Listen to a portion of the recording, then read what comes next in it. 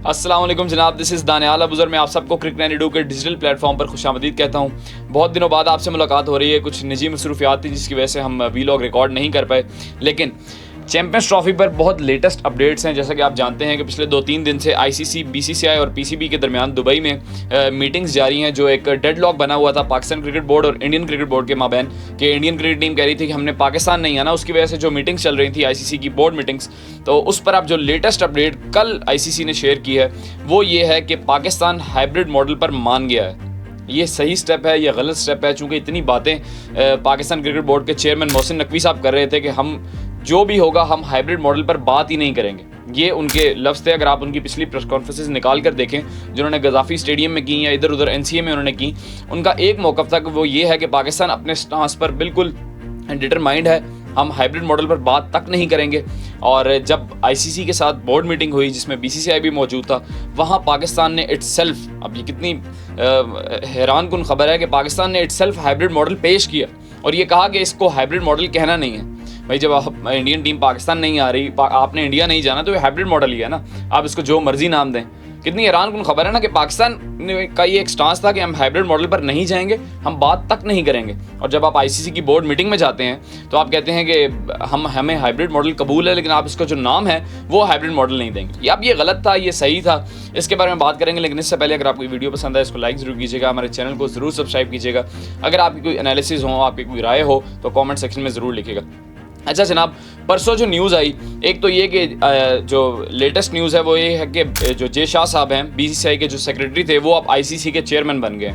इसका क्या इम्पैक्ट आता है आईसीसी पर, और इंडिया की जो एक मोनोपोली थी आईसीसी के ऊपर, और जो पाकिस्तान लैग कर रहा था अपने रेवेन्यू में भी, और जो टूर्नामेंट्स हम होस्ट करवाते थे, जैसा कि 2023 में इंडिया एशिया कप खेलने पाकिस्तान नहीं आया, अब 2025 की चैंपियंस ट्रॉफी पाकिस्तान होस्ट कर रहा है, लेकिन दोबारा से इंडिया ने इशू किया कि हालांकि हर टीम पाकिस्तान आ चुकी है लेकिन इंडियन टीम नहीं आई। तो अब जबकि आईसीसी के जो चेयरपर्सन हैं वो जे शाह साहब बन गए हैं खुद, तो अब इसका कितना इम्पैक्ट आता है? अच्छा, अब यहाँ ज़रूरी बात यह है कि पाकिस्तान का ये डिसीजन सही है या गलत।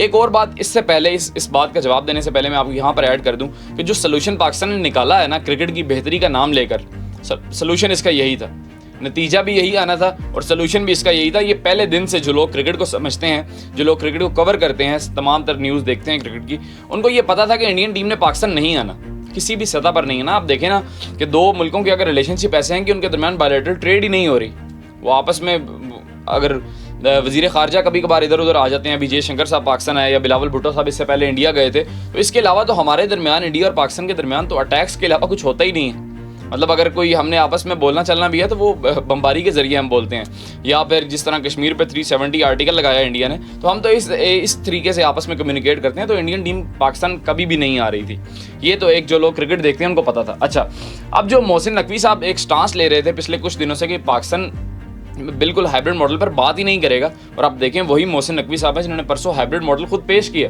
अच्छा, अब ये हाइब्रिड मॉडल है क्या? ये है कि इंडियन टीम पाकिस्तान नहीं आएगी और अगले 3 साल तक इंडिया में जो जो इवेंट्स होंगे, यानी कि 2025 का एशिया कप होना है, 2026 का T20 वर्ल्ड कप होना है और 2029 की जो आईसीसी चैंपियंस ट्रॉफी होनी है, पाकिस्तान वो खेलने इंडिया नहीं जाएगा। तो ये एक बेसिकली एग्रीमेंट बेस्ड सिस्टम है, इसको आप हाइब्रिड मॉडल नहीं कहेंगे। पाकिस्तान इंडिया की जो भी क्रिकेट होगी उसके लिए दुबई स्टेडियम सेलेक्ट किया जाएगा, पाकिस्तान इंडिया का जो मैच होगा दुबई स्टेडियम में होगा।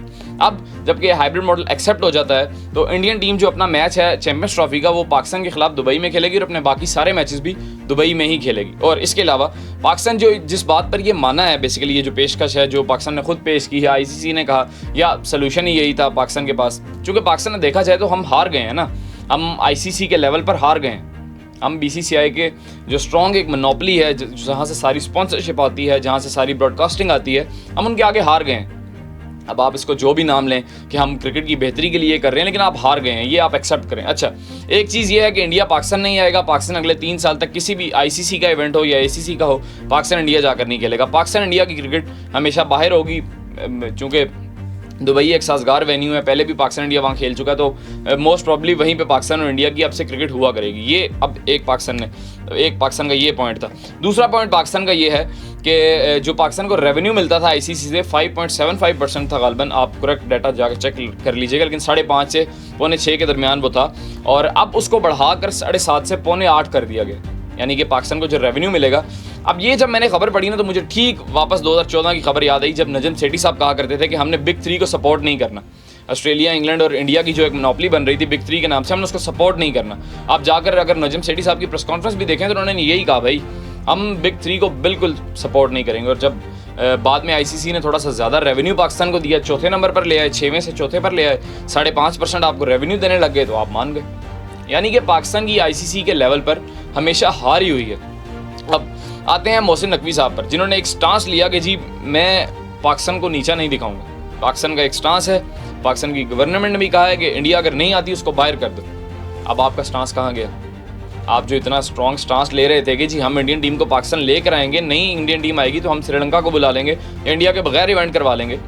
अपने मुल्क में तो आप वज़ीर दाखिला भी हैं, आप हमने देखा कि आपने कैसे 1 घंटे में 10-15 हज़ार लोगों का मजमा आपने निकाल दिया डी चौक से, पता नहीं कैसे निकाला, वो आप सब लोगों को पता है। लेकिन आप जहाँ पाकिस्तान को आपकी ज़रूरत है आईसीसी के लेवल पर, वहाँ आपने पाकिस्तान के लिए क्या किया? खैर, अभी तक के लिए ये न्यूज़ आई है कि पाकिस्तान ने ये 2 मॉडल प्रेजेंट किए हैं, लेकिन अभी तक इस पर आईसीसी कंफर्मेशन नहीं आई। जो प्रैक्टिकल एक कंफर्मेशन होती है, जो लेटर जारी किया जाता है या कोई पोस्ट होती है कि इस तरह से अब चैंपियंस ट्रॉफी होगी, चूँकि चैंपियंस ट्रॉफी का शेड्यूल भी नहीं आया, तो अब आज के रोज़ में या कल तक चैंपियंस ट्रॉफी का शेड्यूल भी आ जाएगा और इसमें पाकिस्तान की जीत हुई है या हार, इस पर दोबारा नेक्स्ट व्लॉग में बात करेंगे। इसके बारे में आपकी क्या राय है, कॉमेंट सेक्शन में ज़रूर लिखिएगा। बहुत शुक्रिया।